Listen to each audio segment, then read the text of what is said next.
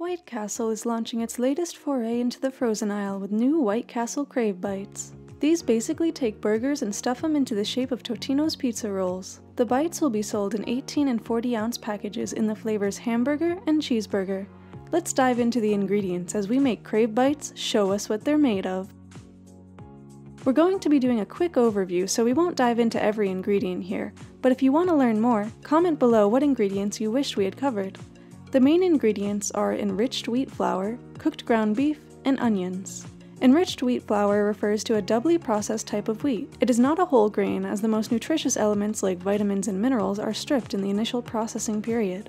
Wheat has three main elements in it: endosperm, bran, and germ. Whole wheat flour keeps all three of these, which means that your body will take longer to break apart the portions and digest the food. Whitecastle has opted for the more highly processed version, in which both the bran and germ are removed from the wheat, leaving just the endosperm. At this point in processing, they pump some of the lost nutrients back into the wheat in order to still retain vitamins and minerals that were lost in the processing stage. But because the wheat is still left with just endosperm, your body will digest it more quickly than whole wheat flour, and cause a blood sugar spike more intensely than its whole wheat counterpart.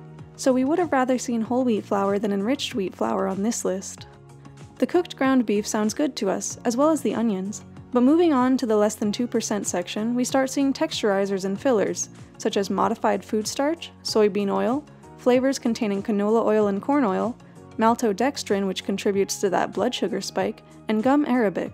We don't love vegetable oils because they are highly processed and have been shown to correlate with the development of chronic diseases. One thing we will give Whitecastle is that they didn't toss in any unnecessary artificial food dyes or colorings. The ingredient said to be for color is annatto, which is derived from a seed. It is important to note, however, that the European Food Safety Authority has not been able to speak to potential genotoxicity concerns surrounding annatto due to lack of data. While this doesn't necessarily mean it's unsafe, it does mean that more research should be conducted. We hope you enjoyed this overview of Crave Bite ingredients. Be sure to like and subscribe if you learned anything from this video. Thanks for watching today's edition of Show Me What You're Made Of.